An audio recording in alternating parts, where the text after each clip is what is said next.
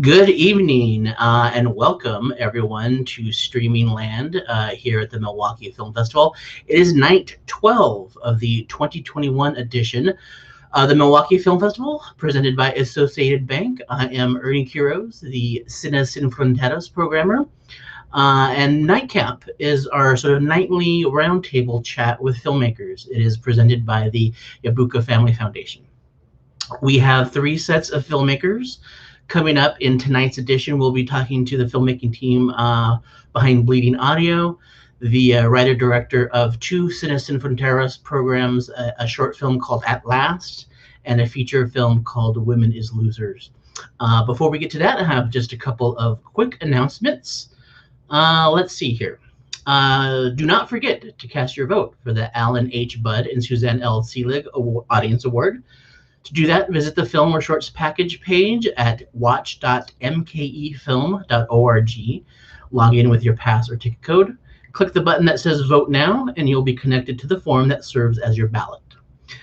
This year, voting closes at 11:59 p.m. on May the 19th, and our awards will be announced live via streaming closing night of the festival at 7 p.m. Tune in to see if your favorite wins. As you've seen, we have a double up challenge happening. We've already hit our original target of $50,000, but Susan and Bob McCauley have generously raised the offer, taking our goal up to $75,000 that we need to raise by the end of the festival, and they will double all your donations. So just text double up, that's the word double up altogether, to 44321, or go to mkefilm.org/donate to donate. You can also go to mkefilm.org/members to become a member and help us meet our goal, our membership goal. Milwaukee Film couldn't do what we do both during the festival and throughout the year without the support of our members. Members get access to free films throughout the year, discounts to tickets, passes, and more. Plus, our members keep the nonprofit Milwaukee Film going. If you think that sounds appealing, join us. If you're already a member, thank you so much, and help us spread the word. Okay, as I said, we have three films that we are talking to tonight. I want to go ahead and bring out our first guest, the writer-director of the short film At Last. This is in the Cine Sin Fronteras program, in the programming block, which hopefully you've all seen. And so let's go ahead and bring out writer and director Lorena Gordon. Hello, how are you? Hi, Ernie. How are you? Thanks for I am having good. me. Where are you calling us from? Los Angeles. You're in LA. Okay. Yeah. So again, thank you so much for sharing the film with our audience, and congratulations. Thank you for joining us to talk about the film. This is a very personal film. So maybe talk about, why you wanted to share this story. I mean, this is a very personal and powerful film, and what it means to you to share your story with people. Sure. First of all, thank you again, Milwaukee, for having us. Thank you, Ernie. Yeah, it's a personal piece. I felt I was ready to tell this story. I was looking back, at my high school years and how just ashamed I was of who I was, and this fear of knowing that I couldn't be my authentic self, and looking back at my high school experience and just wishing that I can relive it. And the one night that came up was prom night. I was like, if I could redo prom, that's what I would have changed. And I would have dressed the way I wanted to dress and expressed myself the way I wanted to express. So I just wrote this piece out of a desire of wanting to give something to my, 18-year-old self back in high school, that if I probably would have seen a film like this, it would have made me feel less alone and seen by the world. So it's been a cathartic experience, to say the least, this whole experience of people watching the film and resonating with the story, because it just came from this, I guess, selfish desire of wanting to vicariously live through this character. Sure. Talk about the power of seeing yourself represented on screen, of people that look like yourself, and not just Latinx, but I mean, and LGBT, but differently able. What does that mean Oh to a young man, person? it means everything. I remember the first time I saw my experience of a queer person of color in a movie. It was the movie Pariah by Dee Reese. And I remember being in my chair and just crying. It was so powerful. And I never forgot that moment. And that's been just the driving force, making this film and going back to what that felt like for me in that theater and hoping that I can do that with this short film. It's super Mhm. powerful just to be seen by the world and seeing your experience. You feel less alone. And I can't, just say that, yeah, it just, you feel like your experience matters, like you are not Yeah, alone and you're not crazy and you're just unique the way that you are. yeah, and that's doubly true again, being that you're Latinx and you're LGBT. So it's like you're a minority within a minority. Oh yeah. So yeah, it's super powerful. When you see those stories being told, yeah, we need more. We need Yeah, more. Yeah. yeah. Talk about the ending. Where the father, is very accepting. I think ultimately, he's you get the sense that maybe he knew, or that, I mean, he's definitely very accepting. So why, how does that maybe compare to your story? And then maybe why did you choose that ending versus a more, let's say, complicated ending? Of course. Yeah, I wanted the film to be hopeful, at the end. I feel like still to this day, there are still many young people who don't have those supportive parents, and I wanted to give them hope.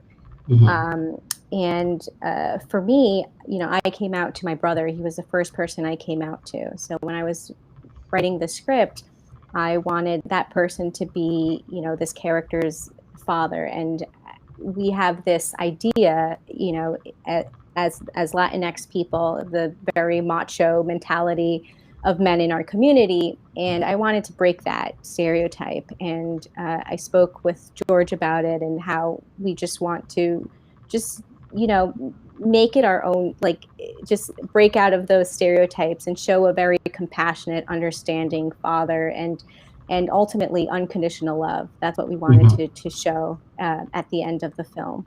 Hmm. Yeah, I thought, and that's what I found remarkable about the film, and that honestly, of not to say it would have gone the easy route, is to show the sad ending or the bad ending, but I really liked it because it is a hopeful ending.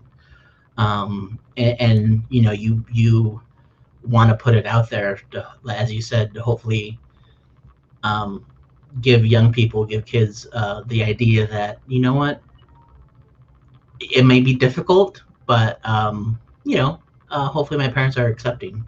Yeah, my Yeah, parents or friends, society. teacher, anyone. Yeah, that there is light at the end of the tunnel, Yeah, yeah.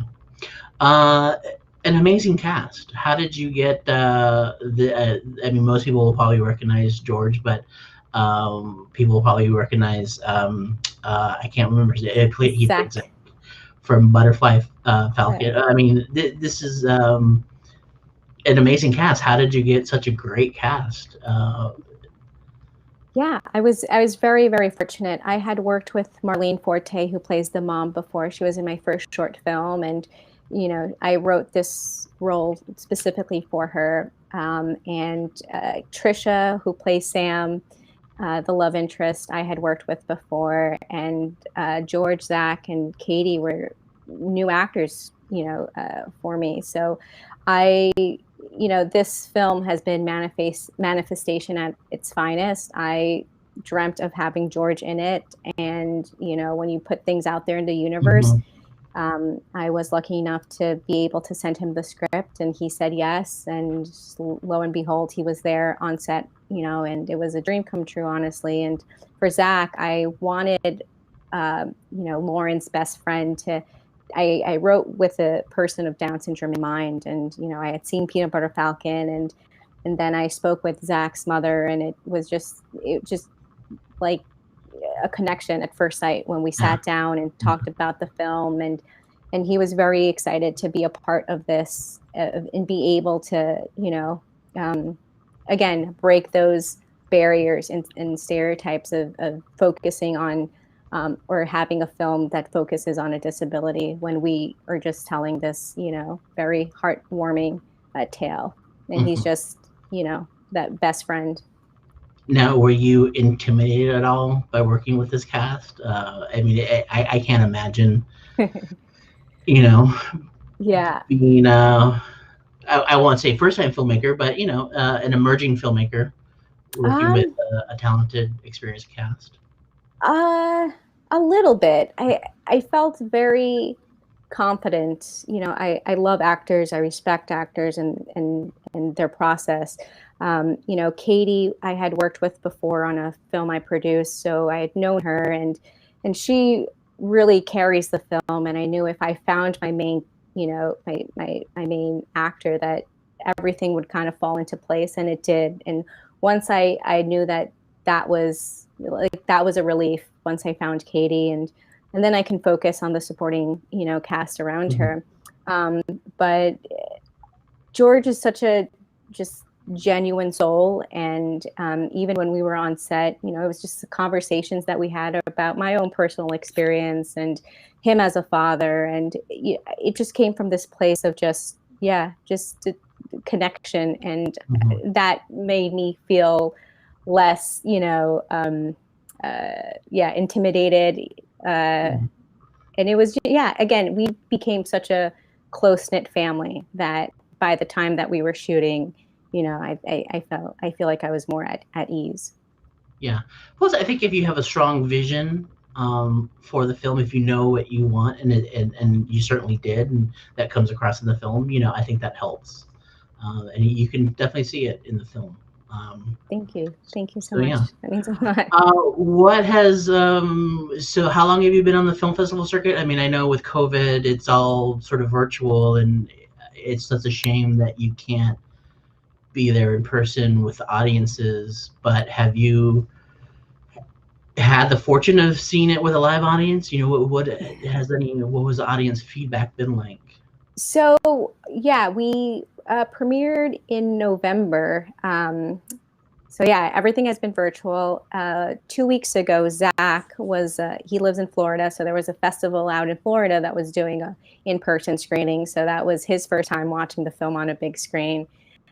We get the chance to see it here in Los Angeles next month. So I feel like it's going to be really emotional. I get emotional just watching it, on my laptop or on a phone. But I'm just really excited to hear that instant feedback from the audience. We get reactions and people write messages, after they've seen the film on their screen at home. But I feel like it's different when it's instantaneous, when we're hearing the ahs and the ohs and all of that. So that's what I'm looking forward to, and just excited that at least we get to experience that, a handful of times before we end our festival run. For sure. Is that La Leaf? Yes. Yeah. La Leaf, yeah. That's a great festival. Talk about, what's next for you? I'm sure you've got a lot of things in the pipeline. I don't know if COVID is giving you a chance to to do more writing, more pre-production. What do you have on tap? Absolutely. Yeah, that was a silver lining for me personally, was just to take the time to create and write. We finished this film, like October, post and everything. So ever since then, and screening at our first film festival, it's all been festivals and focusing on writing the feature version of At Last. So that's been what I've been working on currently. And yeah, just trying to write stories and tell stories that I deeply care about, and characters that I want the world to see. Yeah.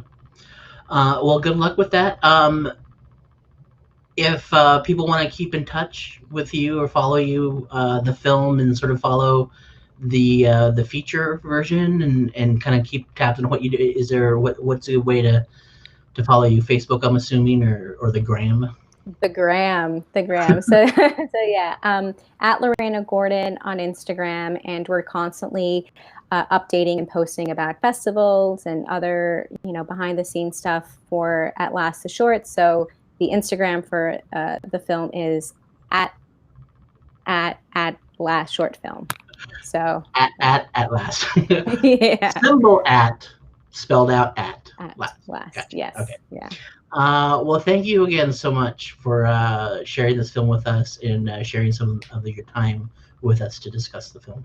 And we wish you well with future projects. And who knows, in a couple of years, maybe At Last feature version will play at Milwaukee, and you'll be able to come out and we can sit and have a beer and talk about the film afterwards. Yes. Yeah. Yes. Thank you, Ernie. Again, you've been a champion for this film. So thank you. Thank you, Milwaukee, for having us. And we're super excited and honored to be here. You're welcome. We are going to talk to the filmmaker of Women as Losers. But before that, I want to turn it over to Artistic Director, Kara Ogburn, who is going to talk to the team from Bleeding Audio. Kara, take it away. Thanks, Ernie. And it's wonderful to hear Lorena's enthusiasm. I can't wait to, that feature version, Milwaukee beer, 20, I don't know what, we won't put a date on it.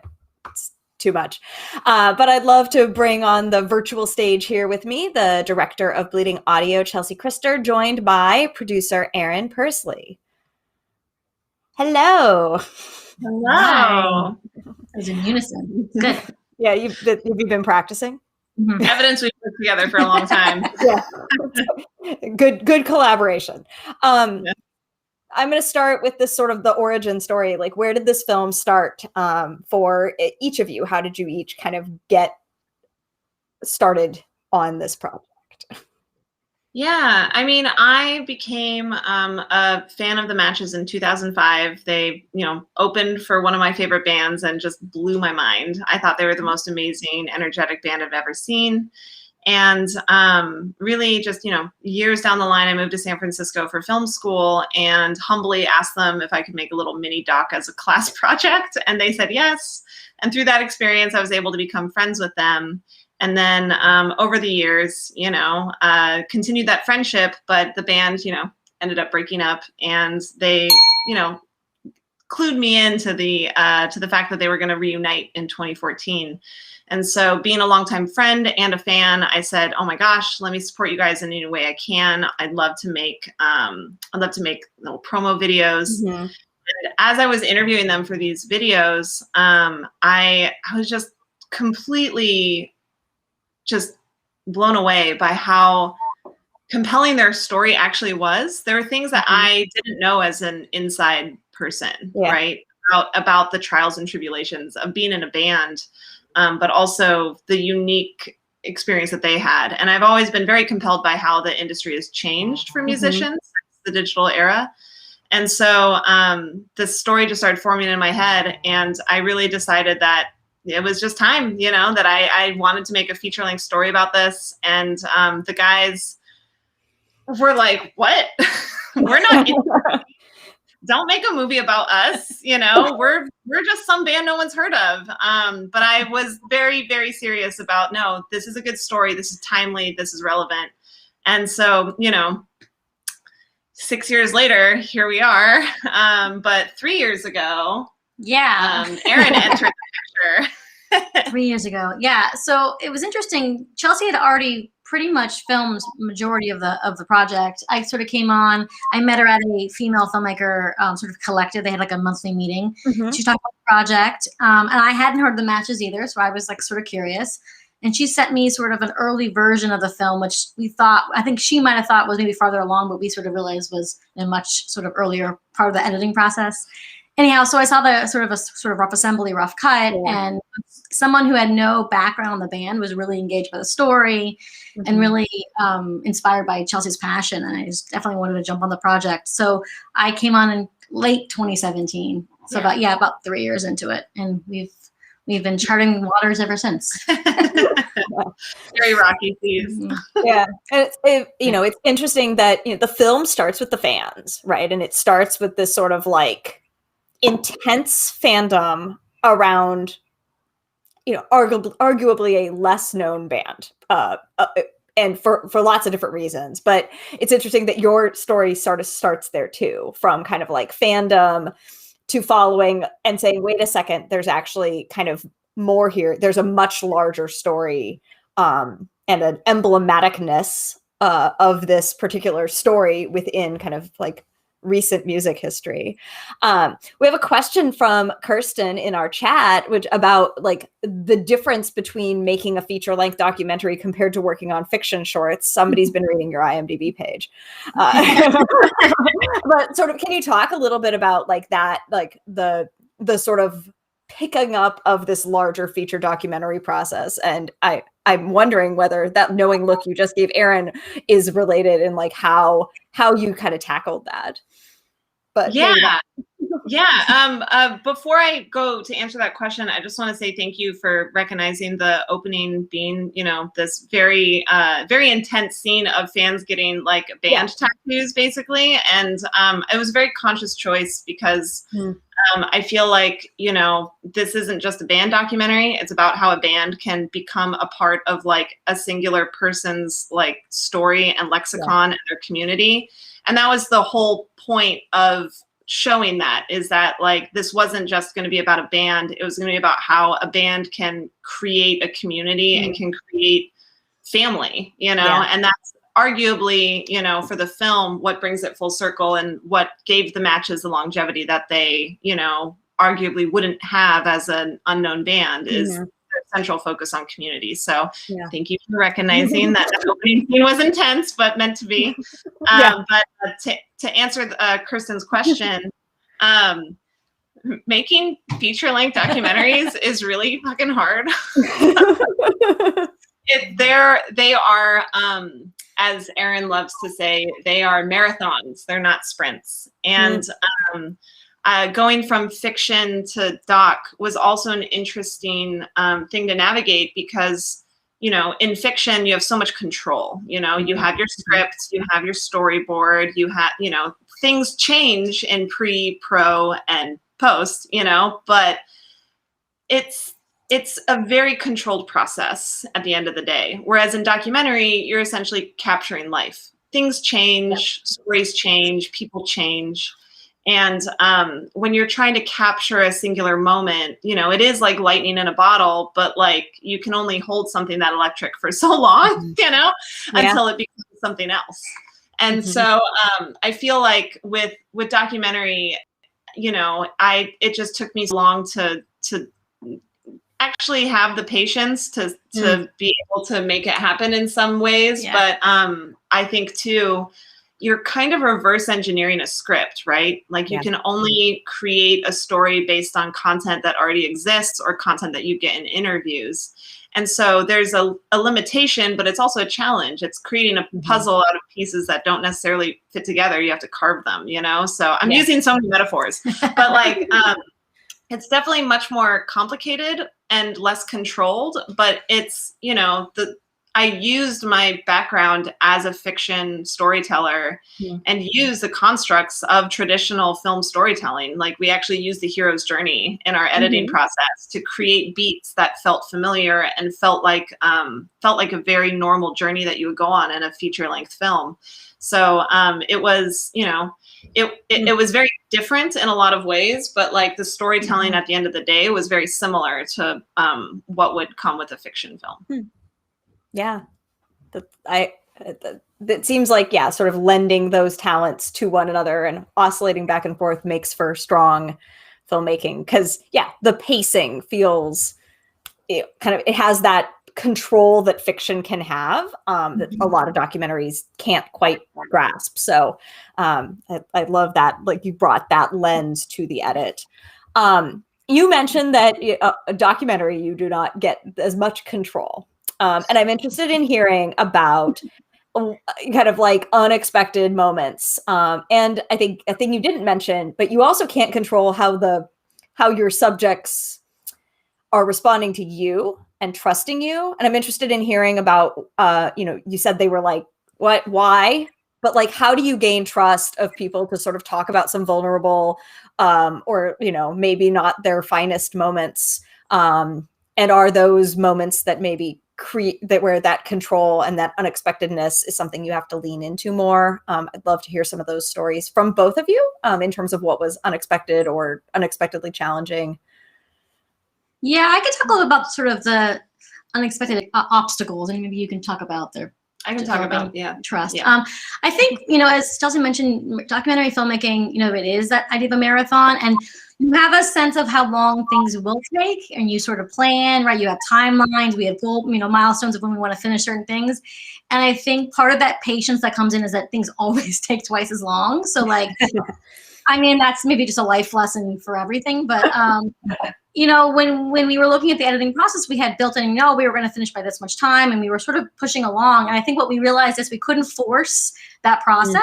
So one of the things I think that we did, which was really helpful, is we had like a screening with a bunch of some people who had heard of the film or had heard of the band, and some people who were just sort of like film lovers, and just got feedback from a whole host of people. And then we had to sort of sift through that feedback and figure out what was useful and what was helpful.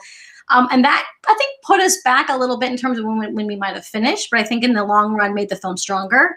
And I definitely know there was some very long nights when we were doing color, some overnights where we didn't sleep at all. We had some tech, you know, with trying to match, because, you know, we have footage that comes in from all over. So we have different, you know, in terms of sort of some of the tech specs, there were some issues with that. And I think also we wanted the film to feel like a universal story. And so time and time again, we had to sort of go back to where we were with the story and figure out, like, is this going to read not just to Matches fans, but to people all over? And it was sort of our back and forth of looking at it from that point of view. And I can't, like I said, I came in with not having that sort of inside track. So I was constantly sort of thinking about that from that outside point of view. But I think the editing process as a whole was a lot of setbacks, I think. But like I said, I think that's part of what the process of making films in general, right? You sort of think it's going to take 6 months, and then it takes, you know, 18. It felt like 18. Yeah, it took a long time. But yeah, and that's really what it is like, whatever you're budgeting or planning for post-production for a documentary, multiply it by 3 and you'll still fall short, you know. It's just, it takes so long. And in terms of with the band and getting trust, you know, at the time of choosing to tell this story, I'd essentially known these guys for 9 years, almost 10 years. And I mean, I'm part of this inner circle, right? And so for me, you know, I had already been working at this stage for, you know, 5 or 6 years as a corporate video director. And a lot of those corporate videos are doing interviews with people who don't know how to be on camera. Like they are, you know, and they are very uncomfortable. And so it's kind of my job to, you know, create this energy of, let's have a conversation, let's make this easy. And honestly, you know, I, especially with these guys and everything that they went through, I made sure to handle everything with a lot of care. I was very transparent in all of the processes with them. The main reason why they were at first very put off by the idea of a feature film is because they're just so humble, you know, they just didn't think that they were worthy of it. Which, you know, like, I feel like I've been able to prove them wrong, but that aside, you know, in those conversations, you know, in the vulnerable moments of, you know, of talking to Justin and his burnout, and talking to, you know, Sean and his experience with, you know, their manager, there are things that I wanted to tread lightly and have honest and, you know, factual conversations with, but also recognize that it was almost therapeutic, you know, being able to get this stuff out on the table and be able to talk through it in a way that allowed them to sort of exercise some demons, but also be able to like have this thing that could offer even them a new perspective and be able to work through it. Because I think it's hard when you have this dream and your dream kind of becomes a nightmare, and being able to see it in a story form that allows you to kind of reconcile some of those pitfalls and some of those wins, allows you to just have that thing to look back on. Not everybody loves it. Sorry, my dog. Not everybody loves looking back at it, but I also think, like, I did everything in my power to make them feel safe and protected, shared them cuts along the way. And they meant so much to me growing up, and they meant so much to me as humans that I wanted to give that same effect. And for me, as a director, I always kind of have this, like, if you give me one, I'll give you one, like an equal playing field, where if you're going to tell me something that you feel like you haven't talked about before or feel comfortable talking about, I'll give you one of mine, because that's it establishes mutual trust, and it allows that open conversation to happen, and those vulnerable conversations are easier when you can be vulnerable together. I think it also, it's what makes the film different than like a typical, we sort of are opposed to any sort of VH1, no offense to VH1, but any sort of behind the scenes sort of slick, sort of like, about the band, because we wanted to be, we wanted to have more depth. And so I think those vulnerable moments that you see with the bandmates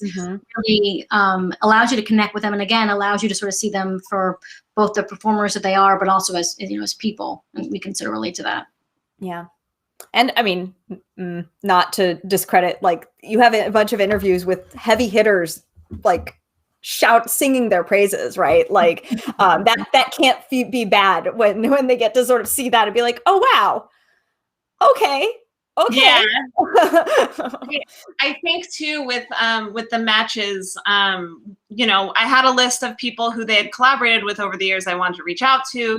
We have, Mark Hoppus of Blink-182, Nick Hexum of 311, Tom Higginson from the Plain White T's, Cassidy Pope of The Voice, like Bibi Clyro, like all these big band names.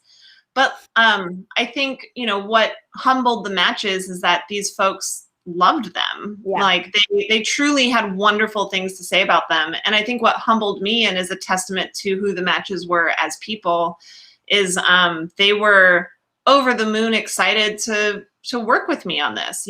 They were so excited to be like, oh my God, the matches are getting a documentary. Thank goodness. Those boys needed their day, and it's an honor to be able to tell this story. And it was just really wonderful to speak to these people who had no reason to give me the time of day, be so willing to participate. And it's, again, like just a testament to what wonderful guys this band is comprised of.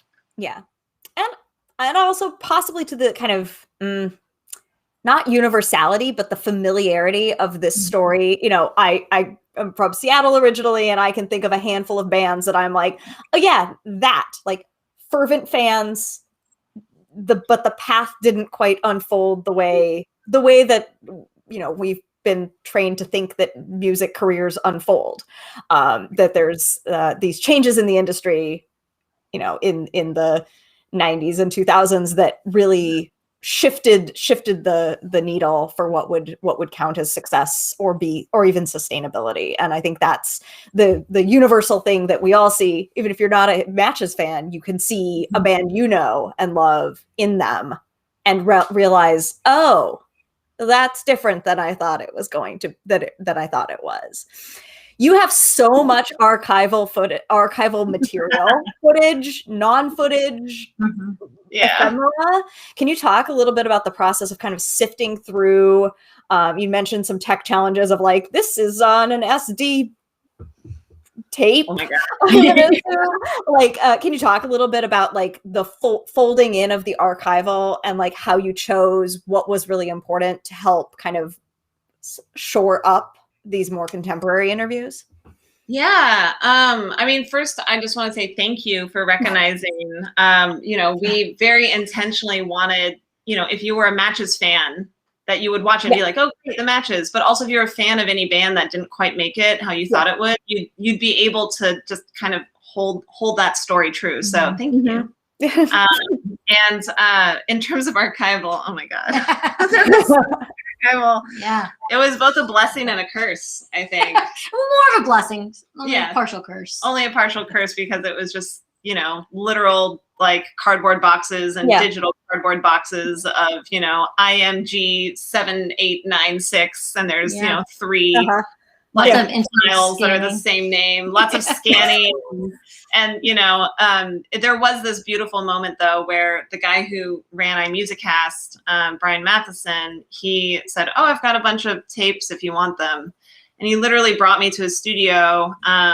and he has an entire wall of like every single L3 show ever on tape, and they're all like, so it's all beautiful audio and very standard video. And he was just like, here you go. So that was incredible. I mean, it was a documentary filmmaker's dream because it was a huge gap in the story that I just had no visuals for, and he has an entire wall of archives. So it was that was a treasure trove for sure. And then of course all the parents had like cardboard boxes and stuff. I was gonna say, how many moms opened up closets? Yeah, and VHS tapes. I think the biggest win was finding all of John DeVoto's tap dance performance tapes. That was my absolute favorite. I mean, there's only 3 in the film. There are dozens more, and it took every muscle in my body not to just make a whole movie about all tap dancing. It's like little baby John just tap dancing. Yeah. I mean, clearly that's your next project, but other than that next project that we probably aren't supposed to talk about yet, can you talk about what's next for the film? What's next for you? What's next for the band? Sort of from here. What's next for the film? I mean, we finished the film last year. We actually had a screening right before COVID had all the shutdown. So we sort of paused and then re-engaged for our virtual festivals. So we've been loving all of these fantastic festivals. Thank you so much to Milwaukee. We had a great time while we've been with you. Anyway, so we've done a lot of festivals. I think we're sort of winding our way down. I think we have a couple international festivals in the summer and the fall. And then we are actively working with distributors to get the film on a streaming platform and iTunes and all the above. So look out for that soon. I'd suspect maybe late summer, early fall. We'll have some announcements around that. That's for the film. What's going on with your neck? Well, I mean, for the matches, I know I'm allowed to say this now, but they're working on a new record, which is really exciting. I've heard some demos. They're very good. And so I'm very excited for them to actually be able to, get together in a room and record them, because the plan was to do it last year, which obviously didn't quite work out. So I'm hoping that, by the end of this year, there will be a new matches record that can come out. And then for me personally, I've been doing a ton of writing. I'm very eager to get back into the scripted space. Not opposed to documentary, if Netflix wants to make like a docu-series about bands, I'm more than happy to help them out, like I can make the time. But like I have some scripts that are about people, facing issues of identity, of following a dream, and maybe that dream not working out. And have tie-ins with music and other forms of just, life that I'm working on actively right now. What about you, Erin? I'm a sucker for punishment, and I'm staying in the doc world. And so I was working on a feature doc before 2020 hit, and then paused because it's filming outside of California. So I'm going to revamping that. So I'm going to be in production this year, and it's a documentary around women's reproductive health. So hopefully that'll finish in the next couple of years, but it's hard to say with docs. They sort of have a life of world of their own. Yeah, right. Well, we'll keep our eyes on your social media and make sure you submit all those projects to Milwaukee so that we can eventually bring you out here. Because you've got Wisconsin ties, Chelsea. So we've got, bring you back around. I gotta get those guys out there to play a Milwaukee show. And I mean, honestly, we are so grateful to be a part of the Milwaukee Film Festival. We are, we'll see you for the next one for sure. We're excited for it. So thank you. And then if you want updates on Bleeding Audio, you can follow our socials. So it's Instagram at Bleeding Audio Film. On Twitter, it's at Bleeding_audio. And then I think it's Bleeding Audio Film on Facebook. Yep. And then I'm Chelsea Christer on Instagram. And then at Chelsmark on Twitter. And all the socials. You could find me on Instagram at running Erin running errands. Otherwise, It's my favorite candle of all time. Well, thank you so much for the film and for your time and for engaging so much with our festival, even from afar. We really appreciate it. Thank you so much for having us. It's been an honor, and yeah. And I'm going to pass the virtual mic back to Ernie. And we have that reproductive health transition. That's a good one. Go.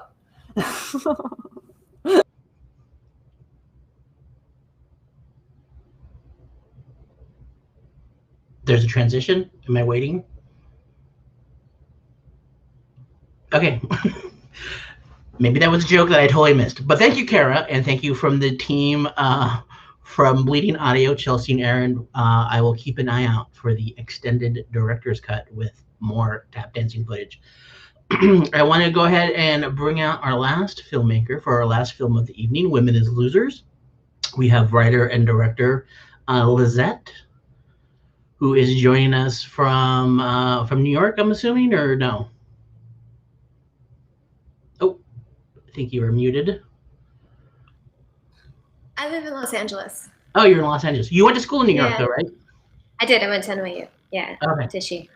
Well, thank you so much for sharing this film with us, and thank you for taking time out tonight to talk to us about the film. Of course. Thank you for programming us and having us. Yeah, and congratulations. I mean, South by Southwest, and now you're on the festival circuit, and so we're so glad to welcome you virtually to Milwaukee. Thank you. What really struck me about the film is that it covers a part of history that doesn't get a lot of coverage. You know, we're looking at sort of the 60s, all the civil rights movements, but it's looking through it from both a Latinx lens and sort of a feminist lens, which is not seen a lot.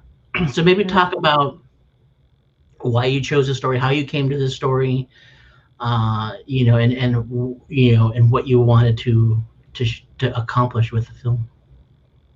Yeah, well, I mean, Ernie, thanks so much for reaching out and programming us. I'm really grateful to be here. You know, it's been really humbling to see the response to the film throughout the festival circuit. You know, I came to the story pretty much just out of frustration, just feeling very frustrated and feeling very alone, and essentially just feeling like a loser, quite frankly.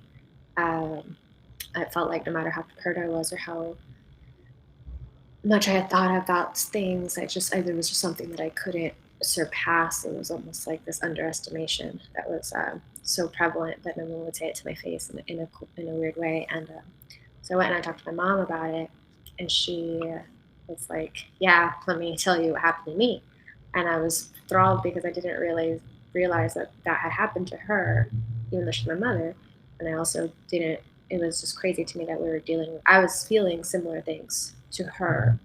Obviously, mine were no longer legal on paper, but for her, they were. So I was also just kind of thrown by how it feels almost purposefully uneducated I had been to the fact that women couldn't own credit cards till the 70s. You know, maternity leave now is 2 months, which is, you know, it's terrible, but it's great compared to what we used to have, which was nothing. You know, just things that you just don't really know, and feeling a little bit like I was floundering just because I didn't understand my history. So that's why I wanted to make a story that, yeah, I don't know, the 60s and the 70s, especially in San Francisco, usually gets covered in flower power, right? Or something like that. It almost feels like class people, and having been from that community, like, you know, I definitely enjoy the cable cars, and I enjoy the Coit Tower just as much as anybody else, Alcatraz. But there's a rich history in Chinatown, there's a rich history in the Fillmore, there's a rich history in the Mission District, just people that have been slammed together trying to survive. And I think there's heroes in there, so I wanted to tell that story. Yeah, talk about the sort of the narrative structure of breaking the fourth wall. You know, I think it adds sort of, you know, was that always the intention? But it sort of adds sort of a context to the film that you wouldn't have gotten if that wasn't there. You know, of how Celine sort of she has these knowing sort of comments to the camera, where almost she's kind of looking at the past through the lens of today. Was that always sort of the intent? Yeah, definitely in the first draft. I think I got to the point where there was a question, did I plan to have the characters break the fourth wall about the production design? Yeah, I mean, as I was telling the story, it goes back to that conversation with my mom, right? Like, I didn't know these things, and I wanted to have that conversation with the audience the same way she had that conversation with me. Mm-hmm. And it was really about saying the unsaid truths, kind of the things that we don't say, like, out loud. And that was really interesting to me. And so there was only a couple of ways to do that. I could either do it with newspaper clippings, or I could do it with a voiceover, or I could do it Goodfellas style with talking. And that's something I really loved about that movie was, in its own way, it was showing you a world. At the time, it was a world that we hadn't really experienced, right? And instead of the lens of Goodfellas, like the mafia prior to that being like, oh, look at all these criminals, blah, blah, blah, right? What I think Scorsese did really beautifully in that film was he owned the narrative and showed like the people behind it. And so I was really inspired by that movie. So yeah, everyone's like, oh, it's so groundbreaking. And I'm like, it's a very commonly used device. I think it worked for me on this one because, again, of the lack of education and needing to give some context, because otherwise, like, that scene with her sitting down with the loan officer, like, that doesn't have as much weight if he doesn't break the wall and tell you, hey, by the way, all this was legal back then. It just doesn't, like, the stakes aren't there. The stakes are in those fourth walls. No, that scene in particular, I actually had to stop. My wife is she's a teacher and she majored in economics, and she knows about and redlining. We talk about redlining all the time and things like that. Yeah. So when that scene happened, I immediately stopped and I called her and was like, "You have to take a look at the scene." Oh, really? That's so and sweet. She loved it. She loved it. Yeah. It just really puts it into context, like you said, of like, here's this sort of systemic thing that was happening, but no one talks about it. Everyone kind of knows, or at least, she certainly maybe didn't know, but the system knew exactly what was happening and what they were doing, and then here he is sort of articulating it plainly, or, right to the camera. Yeah, and Malcolm like crushed that, and Lorenzo, to her credit, like, she really was like, all right, I get this. I get where we're going, what we're gonna do. She really infused like her own, all the actors that came to it really had their own version of the story that they wanted to tell already within themselves.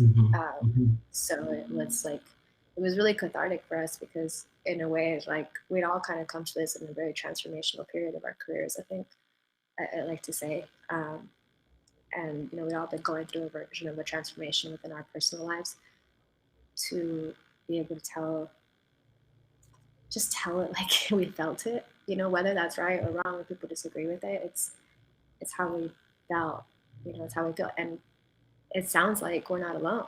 I think one of the beauties, not the beauties, but like, I think something that ended up working for us in the end was that this film did premiere during a pandemic. And no matter how privileged you are, everybody was put into some type of way where they were surviving.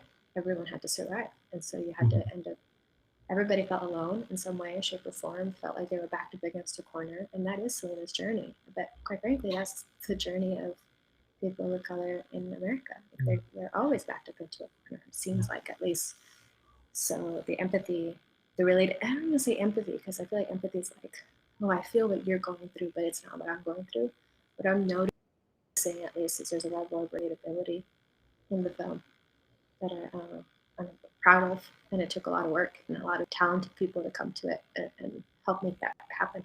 Yeah, and I really liked her solution at the end, which, again, I had to call my wife in, and where she's like, what, I can't rent a house, I can't buy a house, but nothing stopping me from buying land and building a house. I thought that was just an amazing way to sort of, within the system says, like, okay, here's all these like bullshit rules.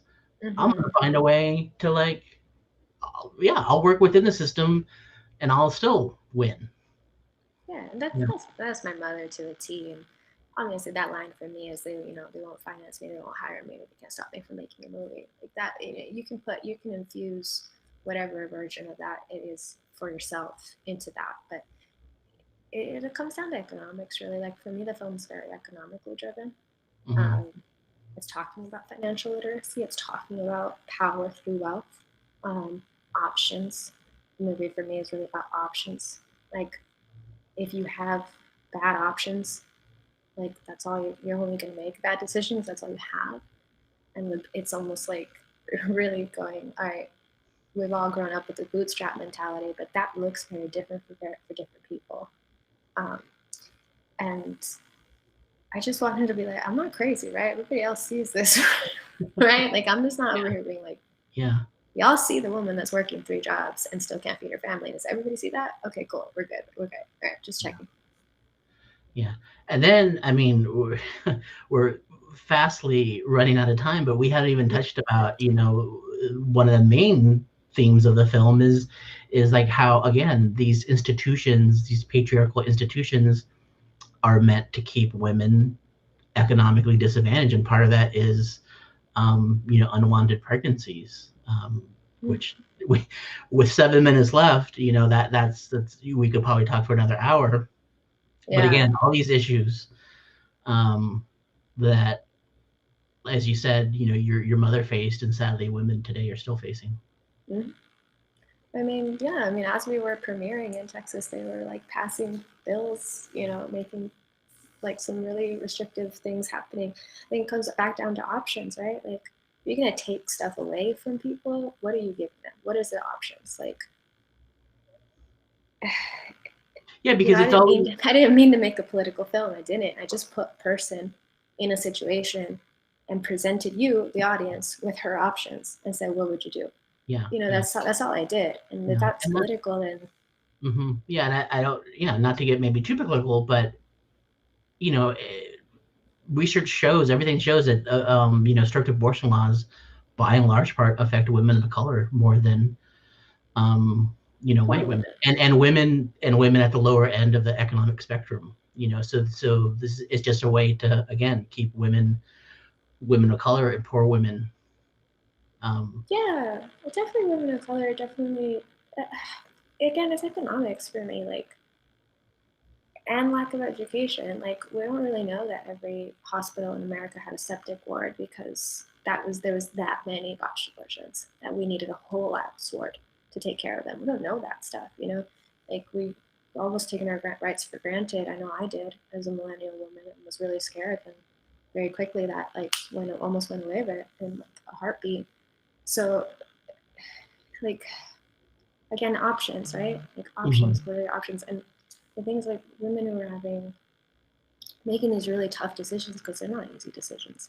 They're making these really tough decisions. Like, some of them, they're married women. They're women who already have children, who just can't afford another one. They're in bad situations, or whatever it is. And it's like, if we're all going to decide, okay, collectively, we don't like this one option. Okay, well, what are our other ones?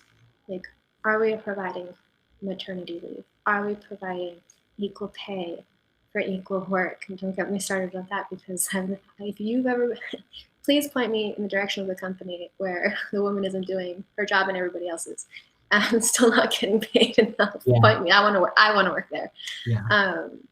Like, let's childcare. Are we giving childcare? Are we offering education? Are we doing like housing? And it's like, yeah, well, then you should work and you should make your own way. And I'm like, great. Well, are we paying a living wage so that we can do that? Like, let's have the conversation,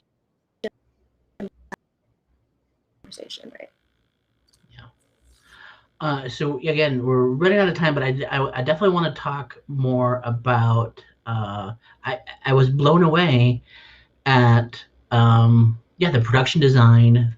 Dance numbers. A period piece. Most indie filmmakers, making their first feature, with a small budget, don't do period pieces and don't do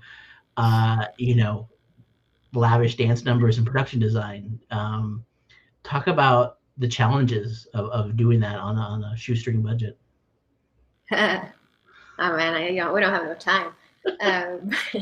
In 3 minutes. Okay, so the advice I'd always gotten was make a one-room movie. Nothing against one-room movies. If that's what's in your heart, go do it. But I got to a point where people were asking me to play small, and like, I am my mother's daughter, and you know, she did a lot with nothing, and I just was going to be honest about that with my audience and saying like, look, this is a story I need to tell. This is what I have to tell it, and if you can go with me on that, I'll tell you something. You know, we'll be on this journey together, and if not, then cool. Sorry, it wasn't for you. I'll try next time when I do get the millions of dollars to make a movie. That's just not my reality right now. It's not my reality. So it actually really worked for this film because one of the theses of the films is that we have stayed sometimes we stayed a little bit the same, right? So having these characters from the 60s and the 70s walk around in 2021, like that fits the theme of the film. So yeah, I just, and dance is a big part of my life. It's a big part of my community. I wanted to show joy. I didn't want to make a drama. You know, I wanted it to be hopeful and inspiring because that's the community that I come from. I come from a community that's, you know, needs nothing to be happy because they've just they just have they're warriors in the sense of, that's why her last name's Guerrera, right? Warrior. They're warriors in the sense that they know how to stretch a penny as long as it's a track and find humor in that, right? Like it's humorous. My family is really funny. Like my mom's really funny. Because I think that's the only way she would have drowned in like despair. And I know I use humor a lot to get through some stuff. So yeah, I would say like, especially very first one, people are very forgiving. I don't know if I'm gonna get away with that again.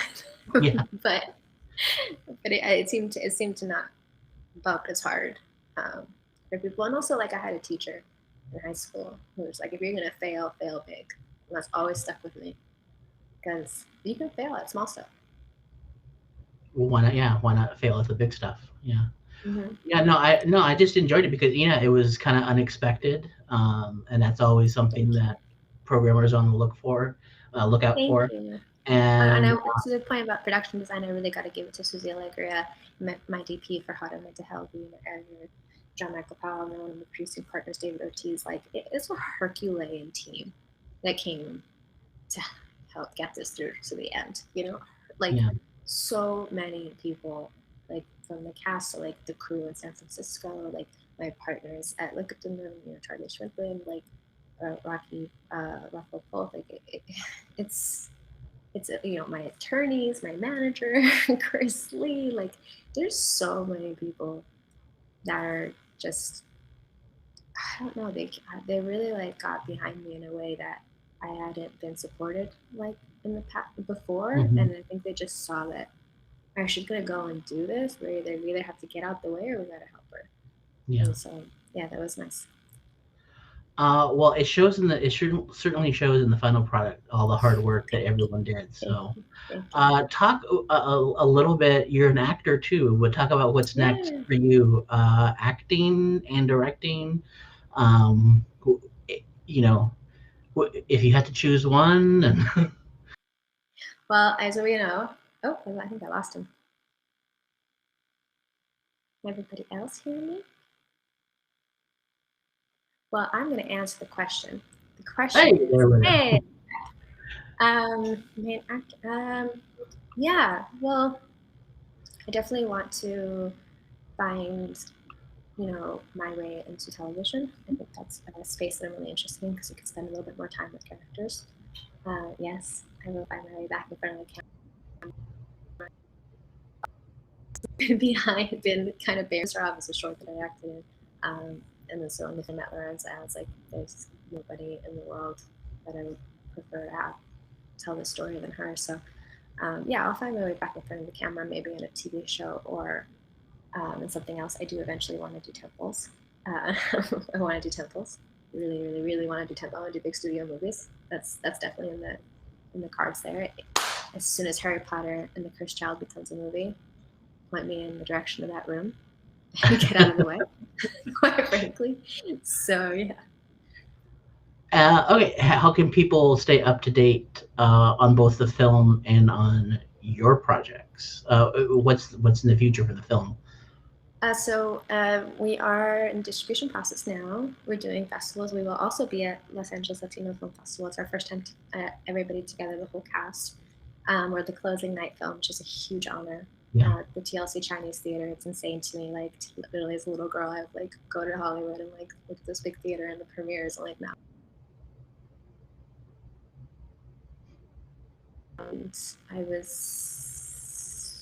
And then in terms of what's next, like I'm really active on Instagram. I try to stay active on Twitter, but I just I can't.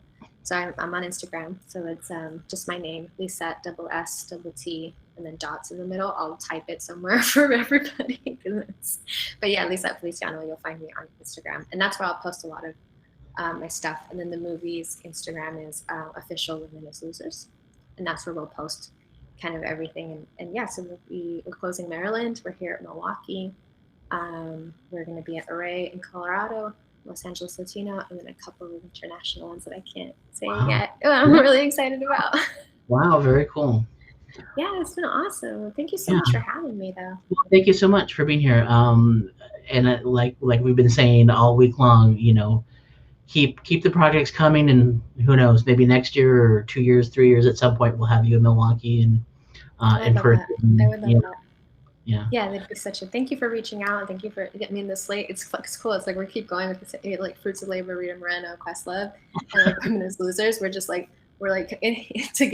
It's like that palette together. You're on the festival circuit. Yeah, you're a festival. So like, yeah, those 4 films for some reason we're like always together in the same festival, so it's pretty cool.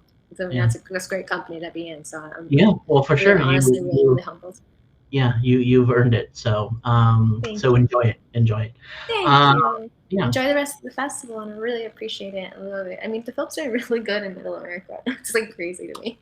Yeah, no, I'm proud to be. This is my first year programming for Milwaukee, so I'm proud to have been to be part of the team, and proud to have helped bring your film. Congratulations! Milwaukee. Yeah, thank you. So thank you everyone for joining us. Thank you to all the filmmakers that were here tonight. Of course, Lisette on screen, and we had Lorena from At Last, Chelsea and Aaron from Bleeding Audio. Thank you to Kara, my co-host. Thank you to our ASL interpreters, Kenton and Amber. Thank you to Kelsey behind the screen, behind the scenes with all the tech work. Thank you so much, everyone. With 3 more days of the festival, we're in the home stretch. You can do it. Plenty of films to watch. You have 3 days to do it. My name is Ernie Quiroz, Cine Sinfundados programmer at Milwaukee Film Festival. Thank you again, and enjoy the rest of the festival. Bye, guys.